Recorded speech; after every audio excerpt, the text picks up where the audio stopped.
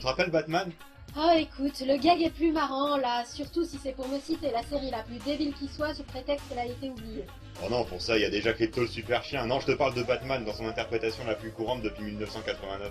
Mais je te l'ai déjà dit la dernière fois. Il y a bien évidemment LA série animée, avec Batman doublé par Richard Darbois. Ah, Richard. J'essaie de localiser le Joker grâce au scanner. Il doit utiliser un émetteur très puissant. Et le Joker doublé par Pierre Atet. Joyeux Noël, Batman! Joyeux Noël!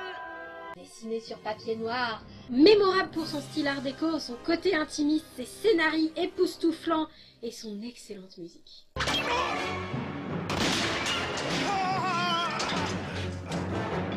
Oui, et ensuite? Ensuite, il y a la suite mal dessinée, avec le Joker qui ressemble à Nickel, la télé qui passe brusquement en couleur, les incohérences chronologiques, les scénarios souvent débiles et Dick Grayson qui devient un connard. Oui, et ensuite?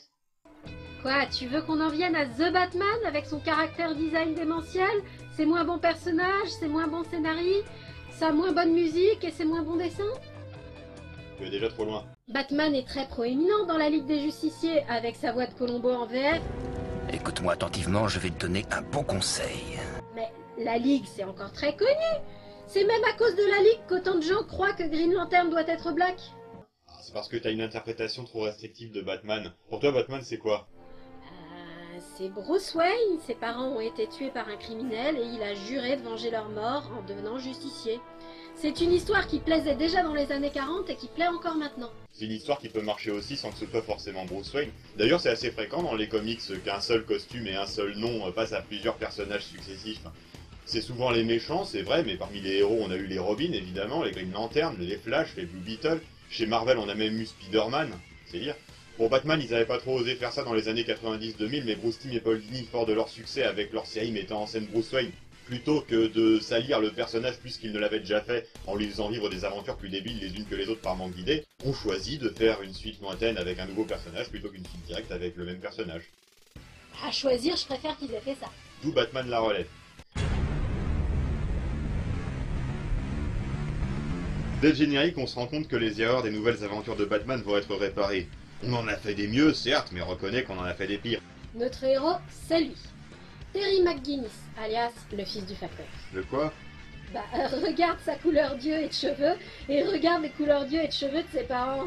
Quelle conclusion peut-on en tirer? Son frère aussi, il a des couleurs qui sont absurdes compte tenu de ses parents, donc...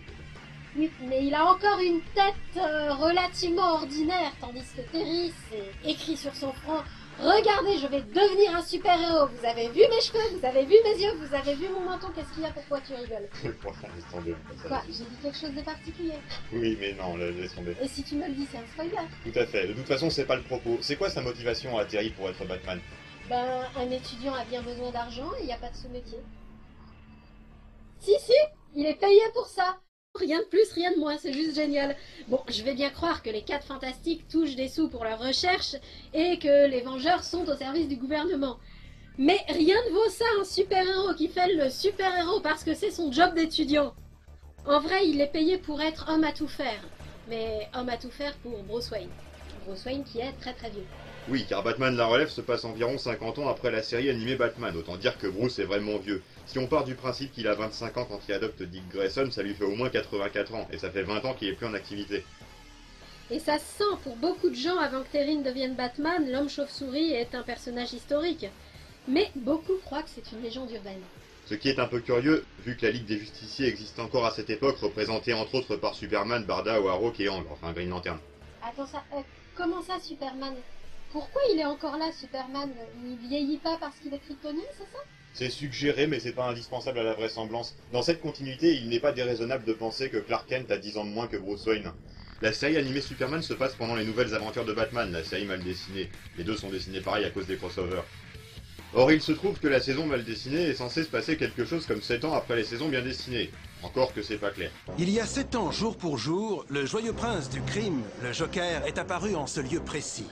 Depuis lors, Gotham City a été l'objet des attaques répétées de ce criminel détraqué. S'il te plaît, dis la série mal dessinée. La saison.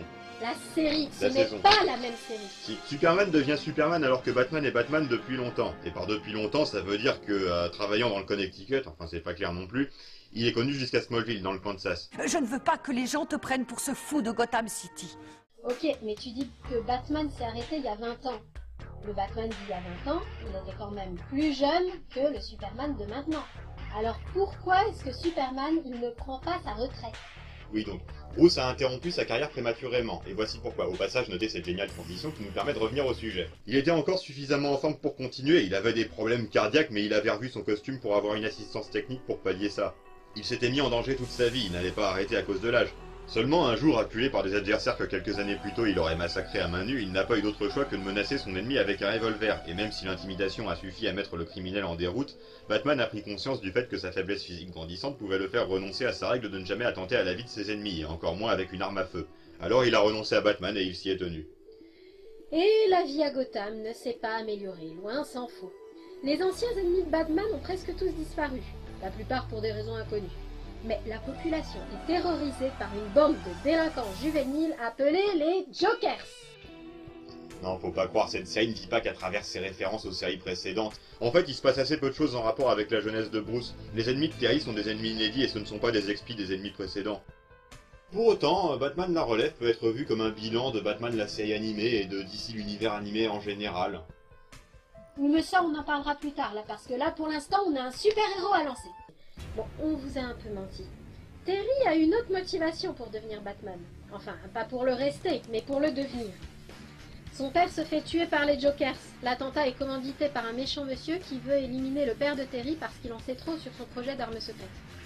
Ce méchant monsieur est le nouveau patron des entreprises Wayne, donc Terry va prévenir Bruce Wayne qu'il y a quelque chose de louche dans son ancienne entreprise et comment raconter ça de manière synthétique alors que c'est surtout une question de mise en scène.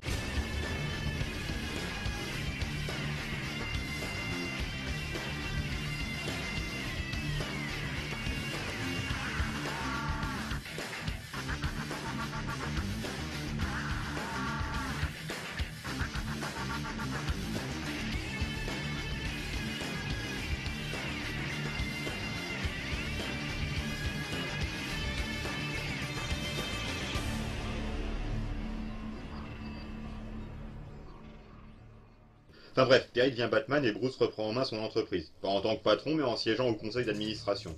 Bruce propose à Terry de rester Batman parce que la ville a besoin de Batman, et Terry reste Batman. Enfin début de l'histoire. Et après, c'est Batman qui fait son métier de Batman, avec quelques différences. Déjà, notre Terry ne renonce pas à sa vie publique pour être Batman.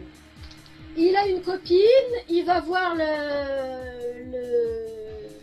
c'est du hockey futuriste, non? Et il va aussi en boîte, etc., etc. Et le soir, il est Batman. Son armure amplifie sa force et son agilité et permet à Bruce Wayne de voir à travers les yeux de Terry, ce qui lui permet de le superviser, un peu comme dans... La série est autant sur le vieux Bruce que sur le jeune Terry.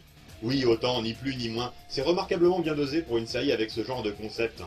D'un côté, ça permet de montrer qu'on n'est pas obligé d'être déprimé et déprimant pour être Batman, mais de l'autre, ça permet de faire un bilan de la vie de Batman, de ses alliés et de ses ennemis, ça permet de donner une morale à l'histoire dans sa globalité, et c'est d'ailleurs pas pour rien que la conclusion de la Ligue des Justiciers est en fait une conclusion de Batman la relève. Ouais, ça a quand même ses bons et ses mauvais côtés. Certains partis pris de la série mal dessinée de Batman laissent penser que c'était le scénariste qui s'égarait en faisant de Dick Grayson un imbécile ou en réduisant Batman à ses plus mauvais côtés. Et parfois, on assiste à un effort pour relever le niveau. Je vais te parler d'une femme qui s'appelait Selena Kyle. Mais pour certains de ces égarements, la relève persiste et sombre. Par exemple, on nous confirme que Bruce Wayne est sorti avec Barbara Gordon. Oh! Mais ça a tellement de raisons d'être débile que c'est même pas la peine de les citer. Bon, allez, si, quand même. Non content d'avoir rompu avec Dick Grayson pour des raisons stupides. Batgirl, je n'y crois toujours pas. Comment as-tu pu me cacher ça? Tu n'as pas été très honnête avec moi non plus. Et non contente d'avoir quelques 20 ans de moins que Bruce, enfin... peut-être 15 ans, en tout cas elle est beaucoup plus jeune que lui. Elle avait aucune affinité particulière avec lui, c'était juste son élève. Je pensais que les Américains seraient plus tatillons sur les rapports maître-élève d'ailleurs. Si seulement c'était ça le problème. Barbara Gordon joue le rôle de Robin Dick Grayson dans la série mal dessinée. Bon, je t'explique. Le rôle de Robin Tim Drake, c'est avant tout d'être un enfant vraiment jeune, vraiment en apprentissage, et vraiment tête brûlée et déraisonnable quand le scénario en a besoin. On a roulé au bulldozer sur le personnage de Dick Grayson en le rendant idiot, égoïste et amnésique. On ne s'est jamais bien entendu. Tu es beaucoup trop dur avec toi, Bruce. Mais le rôle d'un partenaire plus jeune, plus positif et raisonnable quand même, était quelque chose de nécessaire à Batman pour pouvoir le faire explorer les affres du désespoir sans passer du côté obscur. Le Jazzman s'est évadé de Stonegate et en ce moment il se cache quelque part dans Gotham City. Tu sais très bien qu'il va tout faire pour achever Gordon. Je vois. Puisque c'est comme ça, je m'en chargerai. Tu m'as appris tout ce que je sais sur la lutte contre le crime. Mais le plus important que tu m'aies appris, c'est qu'il ne faut jamais baisser les bras. Alors on a filé le rôle à Batgirl. Que le garde-fou devienne Barbara Gordon n'est pas inintéressant. N'ayant pas été élevée par Batman et n'ayant pas enfilé le costume sur son instruction, elle est plus autonome que Dick Grayson et peut davantage remettre en question l'autorité de Batman sans que ça débouche sur un conflit. Elle n'est pas justicière masquée parce que Bruce l'a entraînée dans sa quête personnelle de vengeance, mais parce que c'est parfois nécessaire pour compléter le boulot de la police pour qui elle travaille pendant la journée. Elle est une femme indépendante qui a sa propre vie, ses propres schémas de pensée et ses propres références. Tu fais quoi cette nuit? Mais la même chose que toutes les nuits, Minus. Pardon? Rien, laisse tomber. Son statut est intermédiaire entre celui de Dick Grayson et celui du commissaire Gordon. D'ailleurs, elle devient le nouveau commissaire Gordon dans Batman la relève, ce qui était l'aboutissement logique de ce personnage. Le fait que ce soit une fille pourrait être intéressant aussi, du fait que ça permettrait d'avoir davantage d'empathie que Batman pour les adversaires féminines, mais ça n'a pas été exploité. Elles savent qu'on est là. Ça compte pas! Enfin bref, que le sidekick soit Batgirl, encore une fois, c'est très intéressant. Mais que ce soit une amoureuse change le concept du tout au tout. Au lieu d'être le lien d'amitié qui empêche Bruce Wayne de devenir fou, Barbara Gordon devient une ex parmi tant d'autres. Et c'était un des seuls avantages de la série mal dessinée qu'il y ait un personnage féminin qui serve à autre chose que sortir avec le héros. Ils ont fait sortir ensemble uniquement parce qu'à l'époque ils n'avaient pas fait la Ligue des Justiciers et que c'était le seul personnage féminin qui soit vraiment du côté de Batman. Et puis, ils avaient le même thème animalier, donc ils pouvaient que sortir ensemble, pas vrai? Bah, c'est d'autant plus crétin que les conquêtes de Bruce Wayne, elles se comptent pas sur les doigts de la main. Rien que dans la série originale, il y a Catwoman, Zatanna, Andrea et Talia. On voit au moins une de ses petites amies dans le comic adapté de la série originale. On voit une des Batwoman et Lois Lane dans la série mal dessinée. Et sans doute Wonder Woman dans la Ligue des Justiciers. Que demande le peuple? Il y a même un épisode rétrospectif dans la relève sur les anciennes conquêtes de Bruce, mais on n'apprend pas ce qui a pu arriver aux autres à part Talia. On n'apprend pas non plus ce que sont devenus les anciens adversaires. À part Ra's al Ghul, le Joker, Bane et Mr. Freeze, sans compter ceux qui meurent dans la Ligue des Justiciers ou dans la série mal dessinée, on ne sait pas ce que deviennent les internes d'Arkham. Tout ce qu'on sait, c'est que l'asile lui-même a été déménagé. Ce qui est plutôt positif, un château gothique sur une colline isolée n'est pas forcément le meilleur endroit pour guérir. Sinon, pour parler de la série elle-même, pas grand-chose à dire de plus. C'est un peu le vilain petit canard d'ici l'univers animé avec Static Shock. Mais c'est tout à fait du même niveau que la Ligue des Justiciers avec ses hauts et ses bas. Elle a même eu ses crossovers avec la Ligue des Justiciers et avec Static Shock. Et il y a un spin-off, le projet Zeta. Tout comme la série originale Batman, c'est plus orienté vers les personnages que les scénaristes. Et de ce point de vue-là, l'univers de Batman, même retravaillé comme pour dans la relève, est une... Alors évidemment, la série est coupable d'essayer régulièrement de relever le niveau en faisant intervenir des anciens personnages comme Mr. Freeze qui sont effectivement plus réussis que ceux qu'ils ont pu créer par la suite, mais ce qui est vrai aussi, c'est que là où les méchants accaparaient l'attention dans la série d'origine, tout est fait dans la relève pour que le spectateur s'intéresse plus aux héros, ce qui est une bonne chose également. Ça s'explique par le fait que les méchants sont plus des méchants de Spider-Man que des méchants de Batman. D'ailleurs, Terry n'est pas vraiment Batman. C'est pas un Robin non plus. Je vous préviens, si vous voulez un Robin, ce sera sans moi. Mais Bruce Wayne reste le vrai Batman derrière Terry. En fait, le nouveau Batman, c'est plus l'équipe qu'ils forment ensemble qu'un personnage bien défini. Pour autant, Bruce Wayne souhaite sincèrement que Terry devienne vraiment Batman et il le forme pour ça. Une petite question. Pourquoi étiez-vous si sûr que ces voix ne venaient pas de vous? Primo, je sais que je ne suis pas un psychotique. J'espère que le secondo est plus convaincant. Secondo, la voix n'arrêtait pas de m'appeler Bruce. Ce qui ne se produit jamais quand je m'adresse à moi-même. Quel nom utilisez-vous? Ah, je vois. Le contraire m'est étonné. Mais c'est mon nom maintenant. Va dire ça à mon subconscient. Leur relation n'est pas qu'une simple relation de maître à élève, ils deviennent réellement amis et Bruce tient autant à Terry que Terry tient à Bruce. Même que Terry emmène Bruce pour son anniversaire voir une comédie musicale sur Batman à l'opéra. Et même que ça lui plaît pas d'ailleurs. Ce fut un jeune enfant, commissaire, car nous le savons tous ici, les criminels sont une bande de lâches sans grande envergure. Ils pillent, ils volent, se font prendre à coup sûr. Leur maudit plan, je n'en ai cure. Une bande de lâches sans grande envergure. Ça te plairait qu'on fasse une débilité pareille sur ton nom? Ouais. Pourquoi je demande? Enfin bref, Terry étant très jeune, il est assez immature, mais c'est autant un défaut qu'une qualité. Ça lui permet d'être Batman tout en ayant un modus operandi un peu différent, ce qui le rend un peu plus imprévisible, et donc plus efficace contre des ennemis habitués à lui ou à l'ancien Batman. Comme nous l'avons dit, il n'est pas déprimé et déprimant comme Bruce, il a encore la majeure partie de sa famille, il a une vie en dehors du super-héroïsme, une vie normale d'ailleurs, avec des copains et une petite amie. Dana est d'ailleurs une petite amie parfaite pour un super-héros. Peut-être pas autant que Marie-Jeanne dans Spider-Man, mais elle est quand même celle à qui on pourrait dire qu'on est un super-héros sans qu'elle réagisse mal.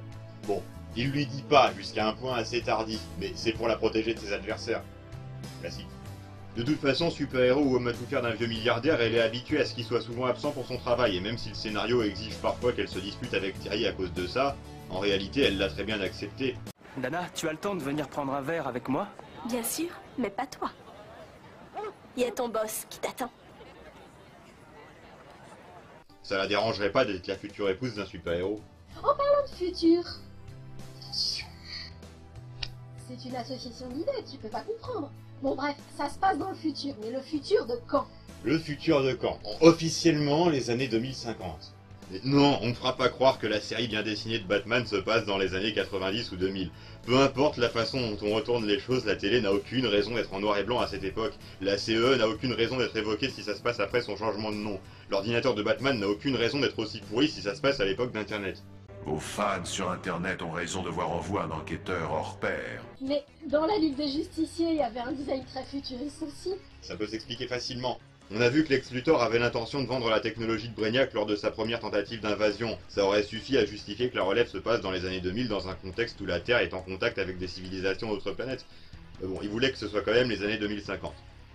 On remarque qu'ils ont assez bien campé l'ambiance futuriste, ils passent dans le dessin. Le dessin est moins bon que dans Batman et les aventures de Batman et Robin, mais meilleur que dans les nouvelles aventures de Batman. On voit que le dessin est à la recherche d'une nouvelle esthétique avec beaucoup de formes très arrondies pour faire un peu alien. Bref, par ses qualités intrinsèques et son originalité, Batman le Relève constitue un ajout unique à l'univers de Batman et qui mérite qu'on s'en souvienne.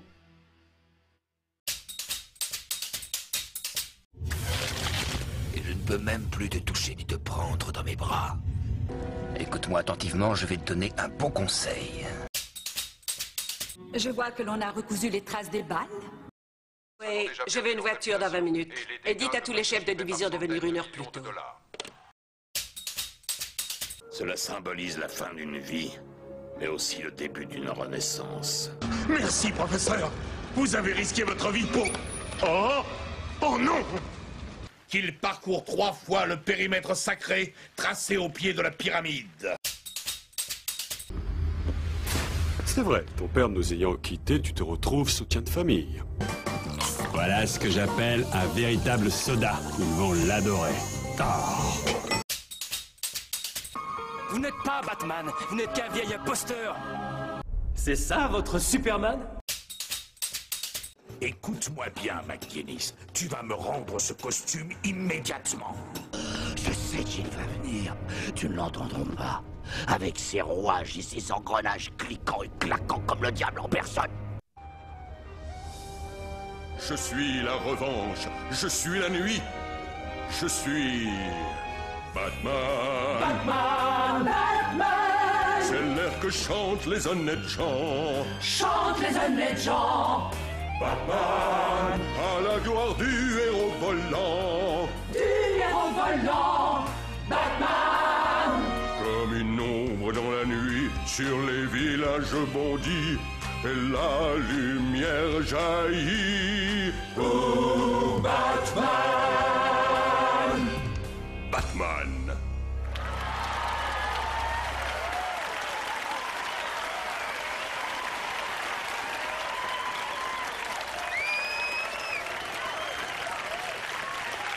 Tu me détestes à ce point, Terry.